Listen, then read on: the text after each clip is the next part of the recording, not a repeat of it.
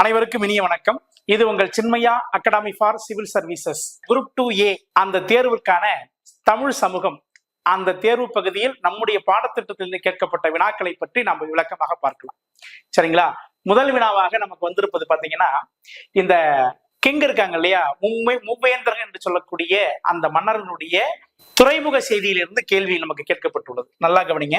இப்ப சேரர்கள் என்று சொல்லக்கூடிய அரசர்கள், வஞ்சிமா நகரம் அவருக்கான துறைமுகம் எதுன்னா தொண்டி துறைமுகம், அது சரி. இப்ப சோழர்கள் அவங்களை பத்தி நம்ம பார்க்க போறோம். சோழர்களை எப்பயுமே உறையூர் மற்றும் அந்த பூம்புகார் நகர் தான் துறைமுகமாக இருக்கும், நமக்கு தவறாக கொடுக்கப்பட்டிருக்கு. கீழே பாருங்க, பாண்டிய பேரரசு அது மதுரை கொற்கை துறைமுகம், அதுவும் நமக்கு தவறாக கொடுக்கப்பட்டிருக்கு. ஆனா இது ரெண்டையுமே பாருங்களேன், இப்ப எது சரின்னு பாத்தீங்க அப்படின்னா, ஒண்ணு இப்ப சேர மன்னர்கள் வஞ்சிமா நகரம் தொண்டி என்று சொல்லக்கூடிய துறைமுக நகரம் தான். அப்ப ஒன்று மட்டும் தான் சரி. அப்ப ஒன்று சரியாக இருக்கக்கூடிய 4 கொள்குறி விடைகளை பார்த்தோம்னா இந்த பி அதுதான் சரியாக இருக்கும். முதல் வினா. இரண்டாவது பாருங்க, இப்ப தென்னிந்திய இந்த புரட்சியின் போது கூட்டமைப்புகள், ஒரு சில கூட்டமைப்புகள் தென்னிந்திய புரட்சியின் போது இருந்துச்சு, அதை காலை வரிசைப்படுத்தி சொல்லியிருக்காங்க நமக்கு இந்த தென்னிந்திய கூட்டமைப்பை பத்தி. சரி, ஃபர்ஸ்ட் பாருங்க, இப்ப திருநெல்வேலி கூட்டமைப்பு, திண்டுக்கல் கூட்டமைப்பு, தென்னிந்திய பிற்பாடு ஏற்பட்டதுல கூட்டமைப்பு, லாஸ்ட்ல பிராந்திய கூட்டமைப்பு அப்படின்னு சொல்லிட்டு சொல்றோம். இப்ப இந்த பிராந்திய கூட்டமைப்பு சொல்றோம் 1790, இதுல அப்ப இருந்த பாளையக்காரர் பேரரசர்கள்லாம் ஒரு சிற்றரசர்கள்லாம் ஒன்றாக சேர்ந்து இந்த கூட்டமைப்பை ஏற்படுத்தி இருப்பாங்க. பாளையக்காரர் யார் என்று பேர் பிரிச்சு நாம மென்ஷன் பண்ணல. அடுத்து நம்ம பார்க்க போறோம்னு கேட்டீங்கன்னா, திருநெல்வேலி கூட்டமைப்பு. இது எப்ப உருவாக்கப்பட்டதுன்னா 1790 திருநெல்வேலி கூட்டமைப்பு உருவாக்கப்பட்டது. திருநெல்வேலி கூட்டமைப்பு யாருடைய தலைமையில் உருவாக்கப்பட்டதுன்னு கேட்டீங்கன்னா, கட்டபொம்மன் அவருடைய செல்வாக்கை சில பேருக்கு தன்னுடைய சுத்தி இருக்கக்கூடிய அந்த பாளையக்காரருக்கு தெரிவிக்கணுன்றதுக்காக கட்டபொம்மன் தான் இந்த கூட்டமைப்பை ஏற்படுத்துறாரு. சரிங்களா? அதுக்கப்புறம் திண்டுக்கல் கூட்டமைப்பு எப்ப சார் ஏற்படுத்தப்பட்டது? 1800 திண்டுக்கல் கூட்டமைப்பு ஏற்படுத்தப்பட்டது. யாருன்னா, திண்டுக்கல் விருப்பாட்சியில திண்டுக்கல் கோபால நாயக்கர் உருவாக்குறாரு. அவரு சில பேர்களை சேர்த்து நம்மளுடைய கேரளவர்மா அந்த மாதிரி தலைவரெல்லாம் கொண்டு அவர் கொஞ்சம் அதை ஏற்படுத்துறாரு. அடுத்து தென்னிந்திய கூட்டமைப்பு உங்களுக்கு ஏற்கனவே தெரியும், 1800 அது தென்னிந்திய கூட்டமைப்பு 1800 தான். யாரு சார் தென்னிந்திய கூட்டமைப்பு உருவாக்கி இருப்பாங்கன்னு கேட்டீங்கன்னா, மருது சகோதரன் தலைவர் உருவாக்கி இருப்பாங்க. சரிங்களா? இப்ப இதன்படி காலை வரிசைப்படுத்தி நம்ம சொல்லணும் அப்படின்னு கேட்டீங்கன்னா, ஃபர்ஸ்ட் எது வரும்னு பாத்தீங்கன்னா, ஃபர்ஸ்ட் 1890 இதுதான் நமக்கு முதலாக வரும். சரிங்களா? இரண்டாவது பாத்தீங்கன்னா இந்த 99 ஏன்னா திருநெல்வேலி கூட்டமைப்பு. அப்ப ஃபர்ஸ்ட் எது வரும்னா 4, அப்ப 2 வருது, 4 வருது. அதுக்கப்புறம் எந்த கூட்டமைப்புன்னு கேட்டீங்கன்னா 1999, அப்ப திருநெல்வேலி கூட்டமைப்பு தான் நமக்கு இருக்கும். அப்ப சி இதனுடைய ஆன்சரா இருக்கும். இது 2வது வினா. சரி, அடுத்து பாருங்க, 3வது வினாவை என்ன கேட்டிருக்காங்க நமக்கு. இது இலக்கிய சம்பந்தமான ஒரு வினாவாக நம்ம கருதலாம். சரிங்களா? இந்த இலக்கிய சம்பந்தமான வினாக்கள் நமக்கு அடிக்கடி கேட்ட கொஸ்டின் தான், நம்முடைய பாடத்திட்டத்தை அதிகமா பார்த்திருப்போம். கலித்தொகை என்று சொல்லக்கூடிய நூல். கலித்தொகை மட்டும் கலிப்பாவல் ஆனது, பரிபாடல் பரிப்பாவல் ஆனது, மீதி அனைத்து நூல்களும் நமக்கு ஆசிரியப்பாவல் ஆகிருக்கும். ஆனா நமக்கு தெரிய வேண்டிய செய்தியாக இது சொல்லப்படுது பாத்தீங்கன்னா, 4 கூற்றுகள் கொடுத்திருக்காங்க. கொஸ்டின் கொடுத்திருக்காங்க. மடலேறுதல் என்பதை பேசப்பட்டுள்ளது கலித்தொகையில. உண்மைதான். ஏன்னா தலைவன் தலைவி 2 பேரும் அவருடைய காதல் வாழ்க்கையில் ஐயப்பட்டு இருக்கும் பொழுது, அவருக்கு சில டைம்ல ஒரு சில நேரத்துல பெண் வீட்டார் தலைவி வீட்டார் தலைவியை திருமணம் செய்து கொடுக்க முடியவில்லை என்று சொன்னால், அப்ப ஒரு ஆண்மகன் என்ன செய்வான்னா, பணமட்டையாரான ஒரு குதிரையை செய்து அதில் மீது அமர்ந்து தன்னுடைய தலைவியினுடைய பெயரை பச்சை குத்தி கொடியேந்தி ஊரை ஒரு வளமாக வருவான். இந்த செய்தியை கேட்ட மற்றவர் யாரும் அந்த பெண்ணை திருமணம் செய்து கொள்ள மாட்டார்கள். அவர் அப்படி வாழ்ந்துருவாரு, இவங்களும் இப்படியே வாழ்ந்துருவாங்க. இது மடலேறுதல் என்று சொல்லக்கூடிய செய்தி. இதை மிகுதியாக சொல்லக்கூடிய நூல் அதுன்னு கேட்டீங்கன்னா, நம்முடைய கலித்தொகை என்று சொல்லக்கூடிய மிகுதியாக சொல்லும். செகண்ட் பாருங்களேன், ஓமை இடம்பெறவில்லை அப்படின்னு கொடுத்திருக்காங்க. எப்ப இது ஓமை நிறைய எடுத்துரும், ஏன்னா கற்றறிந்தோர் ஏற்றும் களி என்று இதுக்கு ஒரு சிறப்பு பெயரே உண்டு. அப்ப கற்றறிந்தோர் ஏற்றும் களி என்று ஓமையால் கொடுக்கப்பட்டிருக்குது. அப்ப ஓமை இடம்பெற்றே இருக்கும், இடம்பெற்று இருக்குன்னு சொல்றாங்க பாத்தீங்களா. இந்த கலித்தொகையில் இடம்பெற்றுள்ள சிறப்புகளை பற்றி எழுதுங்க அப்படின்னு கேட்டிருக்காங்க. அப்படிதான் சொல்லியிருக்காங்க ஒழிய, அப்ப கற்றறிந்தோர் ஏற்றும் களி என்று சிறப்பு பெயர் உண்டு. ஆனா அதிகமான ஓமைகள் இதுல இடம்பெற்று இருக்கும், ஆனா என்ன கொடுத்திருக்கா, இடம்பெறவில்லை என்று குறிப்பிட்டுள்ளது. கீழே பாருங்க, இழிந்தோர் காதல் பற்றி செய்திகள் இடம்பெற்றுள்ளது. அதுதான் சார் இழிந்தோர் காதல் அப்படின்னு சொன்னீங்கன்னா, இந்த நூல் தெளிவா நமக்கு சொல்லுது. இழிந்தோர் காதலை பற்றி நம்ம கை கிளை, பெருந்திணை, என்று சொல்லக்கூடிய 2 திணை. இது ஒருதலை காதல் மற்றும் பொருந்தார் காமம் என்று 2 வாக்கியத்தில் நம்ம தொல்காப்பியர் சொல்லியிருப்பார். இப்ப இந்த 2 வகையான இழிந்தோர் காதல், அதாவது ஒருதலை பட்ச காதலையும், இரண்டாவது பாருங்க பெருந்திணை என்று சொல்லக்கூடிய வயது வித்தியாசம் உள்ள காதலை பற்றி விவரிக்கிறது. அதனாலதான் இது 2மே நமக்கு குறிப்பிட்டுள்ளதுன்னு சொல்றோம். அப்ப மடலேறுதல் பற்றிய செய்தி குறிப்பிட்டிருக்காங்க, இழிந்தோர் காதலை பற்றி குறிப்பிட்டிருக்காங்க. இதுல ஓமைகள் கூறப்பட்டுள்ளது, ஆனால் ஓமைகள் இல்லை என்று குறிப்பிட்டிருக்காங்க. 1, 3 மட்டும் சரி, 2 தவறு. அப்ப என்ன பண்றோம், ஆப்ஷன் நமக்கு பி வரும். சரிங்களா? இது இலக்கிய சம்பந்தமான வினா. இது நமக்கு பாடப்பகுதி அதிகமா பார்த்திருப்போம். சரிங்களா? மிகவும் புகழ்பெற்ற இந்திர விழா மற்றும் 28 நாட்கள் நடக்கக்கூடிய விழா இந்த இந்திர விழா அப்படின்னு சொல்லுவாங்க. சரிங்களா? 12 ஆண்டுகளுக்கு ஒரு முறை இந்த இந்திர விழா நடப்பதாக குறிப்பிட்டுள்ளது. சரிங்களா? இந்த நகரத்தில் டேஷ் நகரத்தில் கொண்டாடப்படுவதாக நமக்கு மணிமேகலை என்று சொல்லக்கூடிய நூல் குறிப்பிட்டுள்ளது. அப்ப இந்திர விழாவை பற்றி நம்ம செய்தியா பார்க்கும்போது இந்திர விழாவை பற்றி குறிப்பிடக்கூடிய சங்க இலக்கியம் எது அப்படின்னு நம்ம பார்க்கணும். ஐங்குறுநூறு நமக்கு இந்திர விழாவை பற்றி குறிப்பிடுகிறது. சரிங்களா? ஐங்குறுநூறு. அதே போல இந்திர விழாவுக்கு வேறு சில பெயர்கள்லாம் சொல்றாங்க. ஃபர்ஸ்ட் பாருங்களா, விருத்தாட்டு விழா. 2 பாருங்க, தீவக சாந்தி விழா. 3 பாருங்க, சாந்தி பெருவிழா. சரிங்களா? இப்படி எல்லாம் நம்ம இந்திர விழாவுக்கு வேறு பெயர்கள் உண்டு. இந்திரன் என்று சொல்லக்கூடிய மன்னன், அவனை வேந்தன் என்று அழைப்பார்கள். அந்த இந்திரன் என்று சொல்லக்கூடிய கடவுள் தெய்வமாக கொண்டு பாடக்கூடியது, தெய்வமாக கொண்டு கொண்டாடக்கூடிய விழா தான் இந்திர விழா. மொத்தம் 28 நாள் நடக்கப்படுகிறது. இந்திர விழாவை பற்றி மணிமேகலை நமக்கு எங்க சார் நடந்ததா குறிப்பிடுதுன்னு கேட்டீங்கன்னா, நமக்கு சோழ பெருநகரம் என்று சொல்லக்கூடிய புகார் நகரம், அதற்கு பெயர் காவேரி பூம்பட்டினம். அந்த நகரம் தான் இந்திர விழா கொண்டாடப்படுகிறது என்ற செய்தியை நம்ம பார்க்கிறோம். சரிங்களா? இதுதான் இந்த இந்திர விழாவை பற்றி குறிப்பிடக்கூடிய நமக்கு செய்திகள். இந்திர விழாவை பற்றி சொல்லக்கூடிய சங்க இலக்கியம் எதுன்னு கேட்டீங்கன்னா நமக்கு ஐங்குறுநூறு.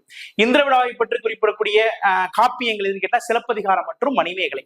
2வது பாருங்க, இந்திர விழா மறந்ததால் பூம்புகார் நகரம் அழியப்படும் என்ற செய்தியை சொன்னதும் இந்த மணிமேகலை தான். ஏன்னா இங்க மணிமேகலை அங்கிருந்து புறப்பட்டு எங்க போறாங்கன்னு கேட்டீங்கன்னா புகார் நகருக்கு போறாங்க. அங்க யாரும் இல்லாத பட்சத்துல அங்கிருந்து அவர் திருவஞ்சைக்களம் கண்ணகி கோயிலுக்கு போறாங்க. இதெல்லாம் நமக்கு சில மணிமேகலை நமக்கு குறிப்பிட்டுள்ளது. இந்திர விழாவை பற்றி குறிப்பிடக்கூடிய காப்பியங்கள் சிலப்பதிகாரம் மற்றும் மணிமேகலை, இந்திர விழாவை பற்றி கூறக்கூடிய சங்க இலக்கியம் ஐங்குறுநூறு. அப்ப இந்திர விழாவினுடைய வேறு பெயர்கள் விருத்தாட்டு விழா, தீவக சாந்தி, சாந்தி பெருவிழா. மொத்தம் 28 நாட்கள் நடத்தப்படுகிறது இந்த விழா. 12 ஆண்டுகளுக்கு ஒரு முறை நடத்தப்படுகிறது என்று நமக்கு தெரிவித்திருக்காங்க. சரிங்களா? இந்திர விழாவுடைய குறிப்புகள் நம்ம பார்த்துட்டோம். சரிங்களா? அடுத்த வினா பாருங்க. இதுவும் நமக்கு அந்த செய்தியை பற்றி சொல்லக்கூடியது தான். எந்த செய்தின்னு கேட்டீங்கன்னா நமக்கு இந்த தமிழ் நாட்டினுடைய வரலாறை பற்றி குறிப்பிடக்கூடிய செய்திகள் தான். நமக்கு ரொம்ப இதை பத்தி இந்த நிறைய கேள்விகள் நமக்கு கேட்டிருக்காங்க. தமிழக பாளையக்காரன் ஆங்கிலேய தளபதியோட யார் தொடர்பு பெற்றிருக்காங்க அப்படின்றத பத்தி நம்ம பார்க்கணும். ஓகேங்களா? ஃபர்ஸ்ட் பாருங்க, புலிதேவர். 2வது கட்டபொம்மன், ஊமதுரை, தீரன் சின்னமலை. இங்க 4 பேரை கொடுத்திருக்காங்க. அந்த பக்கம் ஒரு சில ஆங்கில தளபதிகளை பற்றி கொடுத்திருக்காங்க. இப்ப பாருங்க, புலிதேவர் யாருக்கிட்ட சண்டை போட்டாருன்னு கேட்டீங்கன்னா புலிதேவர் ஹெரான். ஓகேங்களா? அவரு தான் புலிதேவனுக்கும் அவருக்கும் பிரச்சனை வரும். கட்டபொம்மன் பாருங்க, வானர்மேன் என்பவர்கிட்ட அவரு தான் கட்டபொம்மன் பிரச்சனை பண்ணுவார். சரிங்களா? அப்போ சீரன் சின்னமலை பாருங்க, ஹாரிஸ் என்பவர்கிட்ட, ஊமத்துறை மெக்கலை என்பவர்கிட்ட. ஓகேங்களா? அப்ப என்ன பொருத்தமா இருக்குன்னு பாருங்களேன், தெளிவுபடுத்தி பாருங்களேன். அப்ப 2, 4, 1, 3 என்று இப்படித்தான் பிரியும். சரிங்களா? அப்ப 2வது ஆன்சர். இப்ப பாருங்க, இப்ப புலிதேவன் யாருக்கிட்ட சண்டை போறாரு, மெக்காலே என்பவர்கிட்ட தான், ஹெரான் என்பவர்கிட்ட சண்டை போடுறாரு. எத்தனை வருஷம் பாருங்க, 1755 அந்த வருஷம் அவருக்கு சண்டை போடுறாரு, நமக்கு தெரியும். கீழே பாருங்க, கட்டபொம்மன் பாருங்க 1779. சரிங்களா? கட்டபொம்மன். இந்த கேள்விகளை எப்படி கேட்பாங்கன்னா அடுத்த முறை அந்த ஆண்டுகளை வரிசைப்படுத்தி கூட கேட்பதற்கான வாய்ப்புகள் உண்டு. அதனாலதான் நம்ம சொல்றோம். சரிங்களா? அடுத்து பாருங்க, ஊமைத்துறை அவரை சிறைப்படுத்தி யாருங்கன்னா மெக்காலே ஊமைத்துறை சிறைப்படுத்தி இருப்பாங்க. ஓகேங்களா? அவருடைய வருஷம் பாருங்க 1801. சரிங்களா? அடுத்து பாருங்க, தீரன் சின்னமலை ஹாரிஸ் என்பவர், இவரும் 1805. சரிங்களா? இதனுடைய ஆண்டுகள் முக்கியமான பார்க்கணும். இப்ப கட்டபொம்மன் அவர்கள் தூக்கிடப்பட்ட ஆண்டு ஏதோ ஒரு கேள்வி கேட்டிருக்கான். அக்டோபர் மாசம் 16ஆம் தேதி 1799 அவர் நமக்கு இது பண்ணியிருப்பார். சரிங்களா? இது நமக்கு முக்கியமான கொஸ்டின் தான். இந்த மாதிரி ஒரு சில வினாக்கள் நமக்கு கேட்பதற்கான வாய்ப்புகள் உண்டு. அதே போல ஊமைத்துறை அவர்கள் 1801 நவம்பர் 16 1801 அவரு தூக்கல் போட்டிருப்பாங்க. சரிங்களா? இந்த மாதிரி தூக்கலிடப்பட்ட செய்திகள் என்பதை கொண்டு நம்ம கேட்பதற்கான வாய்ப்புகள் உண்டு. சரிங்களா? இதுல பாருங்க 1974 கலைஞர் அவர்களால் இந்த கட்டபொம்மனுக்கு நமக்கு கயத்தாறுல ஒரு நினைவகம் திறந்திருப்பாங்க. ஓகேங்களா? இதெல்லாம் நமக்கு முக்கியமான செய்திகளை அங்கங்க நம்ம பார்க்கணும். இப்படித்தான் வினாக்கள் நமக்கு அமையும். அப்ப இதுக்கு ஆன்சர் வந்துப்பா பி நமக்கு வந்துடும். சரிங்களா? அடுத்து பாருங்க. அடுத்து இந்த கொஸ்டின் ஒரு இம்பார்ட்டன்டான கொஸ்டின். அதிகமா அண்ணாவை பற்றி கேட்கக்கூடிய கொஸ்டின். இது சோசியலிஸ்ட பத்தி ஒரு கொஸ்டின் கேட்டிருப்பாங்க. ரொம்ப ஈஸியா இருக்கும். இது பெருசா புத்தகத்துல எங்கேயும் பெருசா கிடையாது. ஆனா நமக்கு தெரிஞ்சுக்க வேண்டிய செய்திகள் தான். பாருங்க, அண்ணா அவரது பொருளாதார கொள்கையை விஞ்ஞான சோசியலிசம் அப்படின்னு சொல்றாரு என்று பெயரிட்டிருக்காரு. உண்மை அதுதான். ரெண்டாவது பாருங்க, சமத்துவத்தை உண்டாக்க பாடுபடுவது சோசியலிசம். எதுப்பா சமத்துவத்தை உருவாக்க பாடுபடுகிறது? எல்லோருமே சரியாக ஒன்றாக இருந்து தன்னுடைய பொருளாதார ரீதியாக தன்னுடைய வாழ்வாதாரத்தை மேற்கொள்ளணும், எல்லோருமே சமபந்தியில் இருக்கணும் அப்படின்னு சொல்லிட்டு விரும்பியவர் யாருன்னா அறிஞர் அண்ணா அவர்கள். ஓகேங்களா? அப்ப இது இரண்டுமே சரி. இது ரெண்டுமே சரியான வினாக்கள் தான் நமக்கு அமையும். சரிங்களா? அடுத்த கொஸ்டின் பாருங்க. இது நமக்கு ஒரு முக்கியமான கொஸ்டின். இந்த கீழடி என்று சொல்லக்கூடிய செய்தியிலிருந்து நமக்கு முக்கியமான வினா கொடுத்திருக்காங்க. கிமு பாருங்க 6ஆம் நூற்றாண்டில் மக்களுடைய எழுத்தறிவு எப்படி இருந்துச்சு? இதான் கேள்வி. இப்ப இந்த கீழடி சம்பந்தமான செய்திகளை பற்றி நம்ம பார்க்கும் பொழுது, இப்ப கீழடி பானையில் தமிழ் எழுத்துக்கள் பொறிக்கப்பட்டுள்ளது. அருமை, கரெக்ட். இப்ப கீழடியெல்லாம் தமிழ் எழுத்து, தமிழ் மற்றும் பிராமணி எழுத்துக்கள் இரண்டுமே பொறிக்கப்பட்டிருந்தது. ரெண்டாவது பாருங்க, கீழடியில் கிடைத்த பெரும்பாலான பானை உலர்ந்து கிடந்த எழுத்துக்கள் பொறிக்கப்பட்டுள்ளது. நல்லா கவனிங்க. அப்ப பானையை செய்வோர் மட்டும் அங்க என்ன பண்ணல, எழுத்தறிவு பெற்றவில்லை. பானை காய்ந்து போன பானையில எழுத்துக்கள் எழுதி வச்சிருக்காங்க, உலர்ந்த பானைகள்ல. அப்ப இவர் ஒரு ஆள் பானையை செய்திருக்கலாம், இன்னொரு ஆள் வந்து எழுதி இருக்கலாம். அப்போ பல சார்பாரும் என்ன பண்ணிருக்காங்க, எழுத்தறிவு பெற்றனர் அப்படின்னு சொல்லிட்டு நமக்கு தெரிஞ்சு போச்சு. சரிங்களா? அப்ப 6ஆம் நூற்றாண்டு எழுத்தறிவு பெற்றவராக விளங்கினர். காரணம் என்னன்னு கேட்டிருக்காங்க. 2 காரணம். இதுவும் கரெக்ட் தான், இதுவும் கரெக்ட் தான். ஆனா கீழடியில பாருங்களேன், சிவப்பு கருப்பு நிற பானைகள் கடவுள் உருவம் பொறிக்கப்பட்டிருந்தது. கவனிங்க, எந்த விதமான கடவுள் உருவம் பொறிக்கப்பட்டிருக்கல. இதுல பாத்தீங்க அப்படின்னு கேட்டீங்கன்னா, இந்த ஜிடால் டால் என்று சொல்லக்கூடிய ஒரு பகுதியில எப்படின்னா இந்த மீன் உருவம், புலி உருவம், இந்த மாதிரி உருவங்கள் பொறிக்கப்பட்டிருக்க, கடவுள் உருவம் பொறிக்கப்படல. ஏன்னா இது மத சமய சார்பற்ற காலங்கள் அப்படின்னு நம்ம அழைக்கப்படுகிறது. இதுக்கெல்லாம் நம்ம மேகசின், ஓகேங்களா? எங்க மேகசின்னா 1961 உருவாக்கி இருக்க இந்த தமிழ்நாடு ஆர்காலஜிக்கல் டிபார்ட்மெண்ட், அந்த டிபார்ட்மெண்ட் நமக்கு இந்த மேகசின் வெளியிடுது. காலாண்டுக்கு ஒரு முறை கல்வெட்டு என்று சொல்லக்கூடிய மேகசின். ஓகேங்களா? ஒரு 3 மாசத்துக்கு ஒரு டைம் கோட்டையில நமக்கு என்ன பண்றாங்க, கல்வெட்டு என்று சொல்லக்கூடிய மேகசின் வெளியிடுறாங்க. அந்த மேகசின்ல இருக்கக்கூடிய தகவல் இதெல்லாம். சரிங்களா? கீழே பாருங்க, பானையில் எழுதப்பட்ட ஊர்கள் ஒரே எழுத்தமையில் இருந்தன சொல்லி. இது தப்பு. ஏன்னா ஒரு பிராமணி எழுத்து இருக்கு, ஒண்ணு பியூர் தமிழ் எழுத்து இருக்கு, ஒரு ஓலைச்சுவடி எழுத்து இருக்கு. அப்ப என்ன சார்னு கேட்டீங்கன்னா 1, 2 மட்டும்தான் சரி. இப்ப இது 3மே அது நமக்கு தப்பு. அப்ப இது 2 தான் பாருங்க. பானை ஓடில் எழுத்துக்கள் காணப்படுகிறது. அந்த எழுத்து ஓடுகள் பல பேர் எழுதப்பட்டிருக்குது. அப்ப பானை செய்வோர் மட்டும் எழுத்தறிவு பெற்றவர் அல்ல, பல மக்கள் எழுத்தறிவு பெற்றவர்கள் இதுதான் காணப்படுகிறது அப்படின்னு சொல்லிட்டு நம்ம பார்க்கிறோம். அடுத்து பாருங்க, இப்ப சென்னை மாகாணத்தினுடைய கால அளவில் இருக்கக்கூடிய இந்த கலெக்டர்ஸ், இவங்களை பத்தி நம்ம பார்க்கணும்பா. ஏன்னா இது வந்து நம்ம இதுல ஐயனம் பார்க்க மாதிரி இருக்கும். ஆனா நம்ம சென்னையை நோக்கில் இருக்குன்றதால இவங்க நம்ம பார்க்கணும். சரிங்களா? ஃபர்ஸ்ட் யாரு பாத்தீங்கன்னா இந்த ஜான் பார்லோ. இவர் தான் முதல்ல நமக்கு வந்து இந்த கொடுக்கப்பட்ட அமைப்பிலே முதல்ல இருந்திருக்காரு. சரிங்களா? ஏன்னு கேட்டீங்கன்னா அவர் 1807 இருந்து 1813 வரைக்கும் இருந்திருக்காரு. அதாவது இந்த வேலூர் கிளர்ச்சி நடந்து பார்த்தீங்களா, அந்த வில்லியம் பெண்டிங் அப்பாயின்மெண்ட் எடுத்துட்டு அதுக்கு அடுத்தபடியா இவர் தான் கொண்டு வச்சிருப்பாங்க. 1807 இருந்து 1813 வரைக்கும் வந்திருக்காரு. சரிங்களா? அடுத்து பாருங்க, ஹியூமன் லியாட்டிக். இவர் என்ன இருக்காரு பாருங்க, நீண்ட நாள் இருந்தவர் இவர் தான். இவர் எப்படின்னா 1814 இருந்து 1820 வரைக்கும் இவர் இருந்திருக்காரு. சரிங்களா?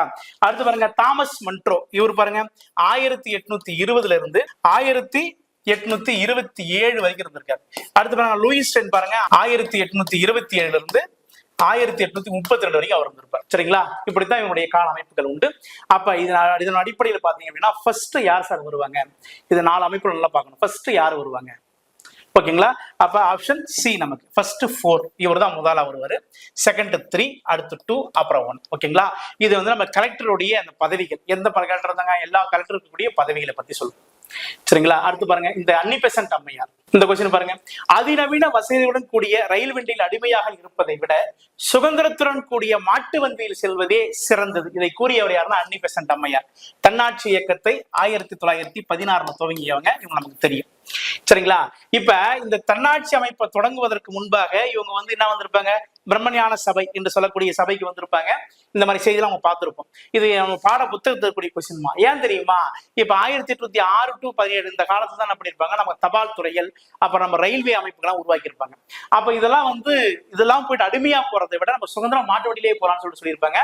அது கீழே பாருங்க, பிபி வாடியா மற்றும் ஜிஎஸ் ஆண்ட்ரேல் இவங்கெல்லாம், அருண்ரேல் இவங்கெல்லாம் யாருன்னு கேட்டீங்கன்னா தன்னாட்சி இயக்கத்துல இவரோட தொடர்பு கொண்டு ஜெயிலுக்கு போனவங்க. ஓகேங்களா?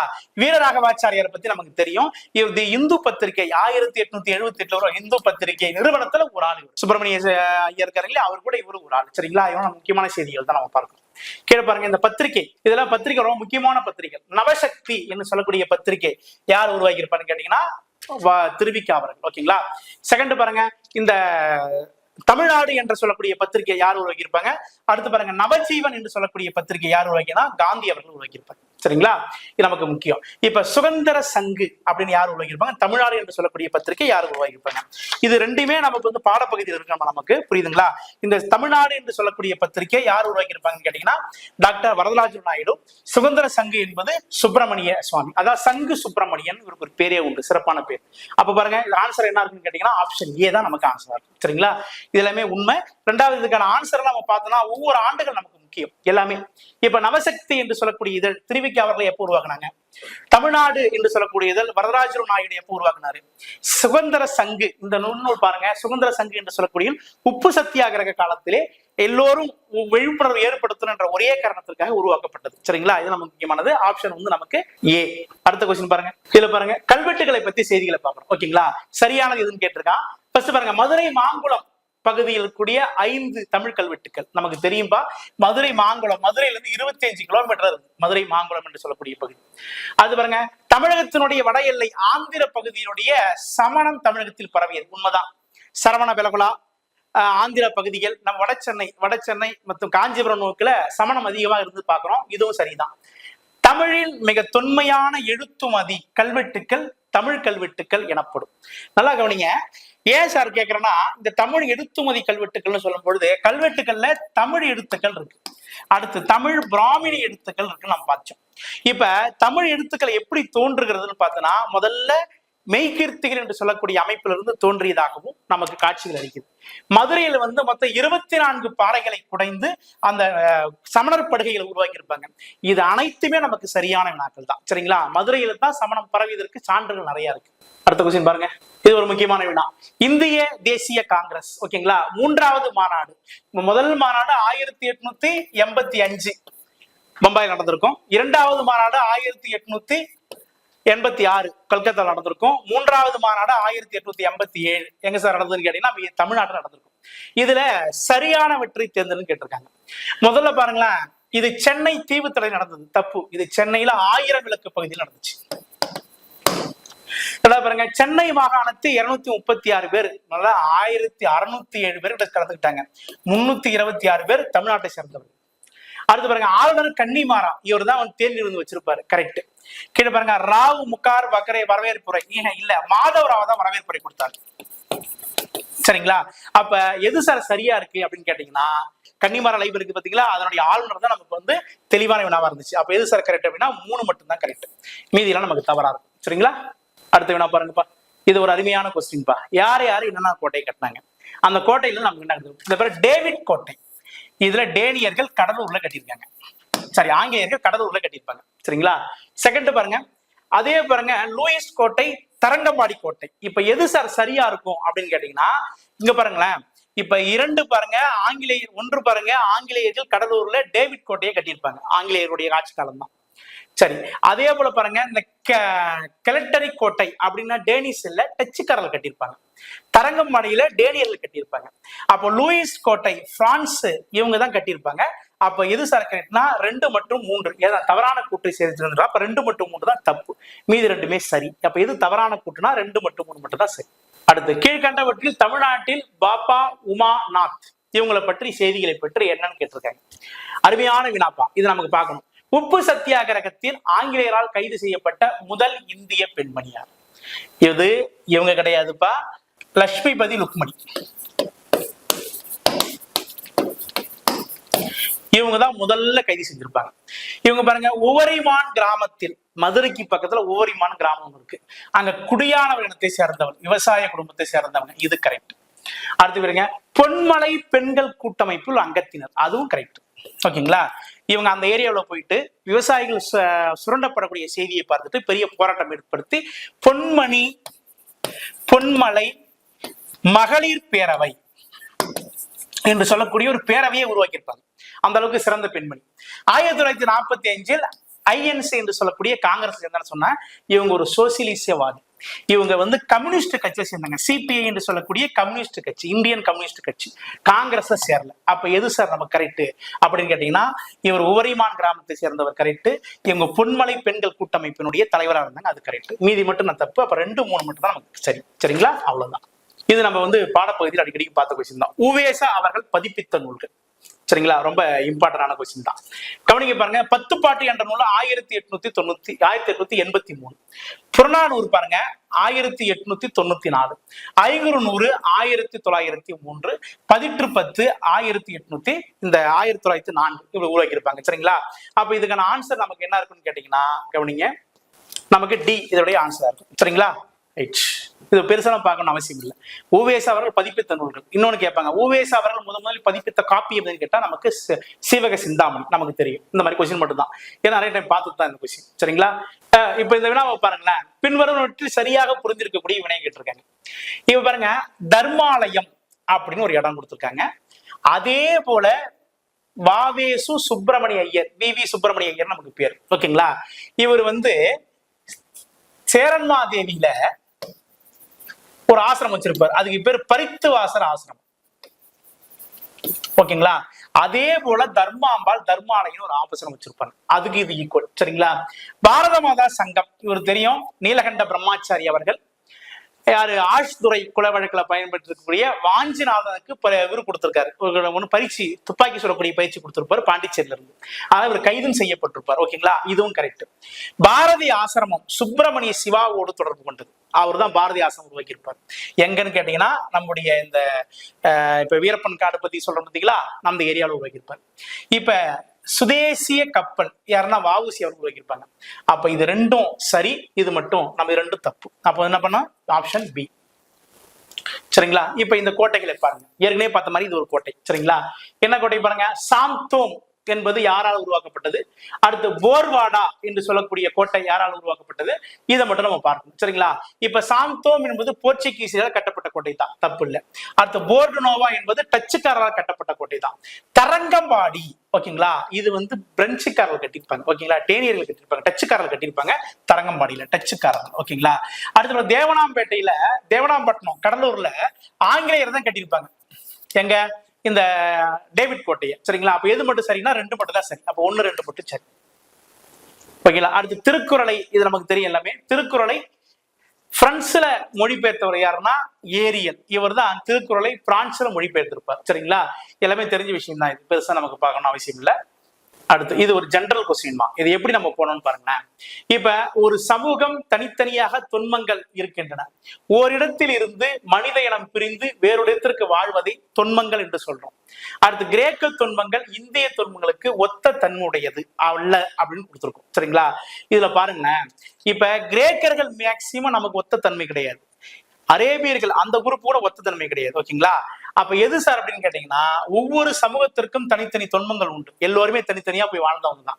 ஓரிடத்திலிருந்து இனம், மனித இனம் வேறு இடத்துக்கு மாறுவதற்கு நம்ம தொன்மம் சொல்றது 2 மட்டும் தான் கரெக்ட். அப்போ 1 மட்டும் 2 கரெக்ட். ஓகேங்களா? இந்த கொஸ்டின் பாருங்க, அருமையான கொஸ்டின். திராவிட நாடு என்று சொல்லக்கூடிய பத்திரிகை, அண்ணாவை பற்றி கேட்டிருக்காங்க. திராவிட நாடு என்று சொல்லக்கூடிய பத்திரிகையை துவங்கியிருக்காரு. ஓகேங்களா? ஜெர்மன் நாடக மேதை இப்பாசனோடு சிஎன் அண்ணாதுரை ஒப்பிட்டு இருக்காங்க. ரைட். அடுத்து ஈவேரா என்ன சொல்லியிருக்காரு பாருங்க, ஈவேரா ராமசாமி அண்ணாதுரைக்கு அறிஞர் அண்ணா என்று பட்டத்தை வழங்கியிருக்காரு அப்படின்னு சொல்றாரு. சிவாஜி கண்ட இந்து ராஜ்யம், இவர் யாரு? இது சிஎன் அண்ணாதுரை தான், அதுவும் கரெக்ட் தான்.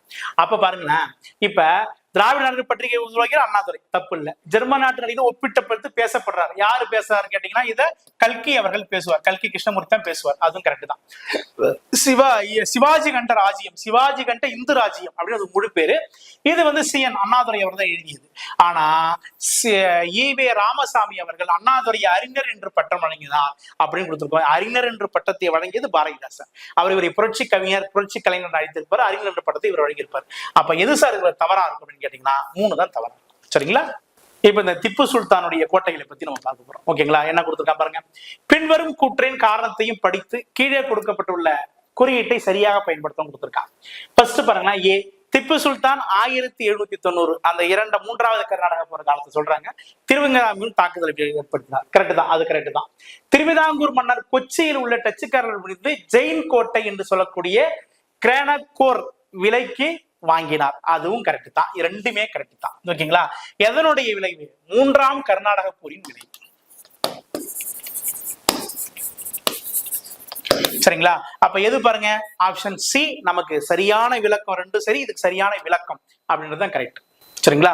இதுதான் நம்மளுக்கு இதுவரைக்கும் அந்த குரூப் 2A கேட்கப்பட்டிருக்கூடிய இந்த தமிழ் சமூகத்தை சேர்ந்திருக்கக்கூடிய வினாக்கள். சரிங்களா?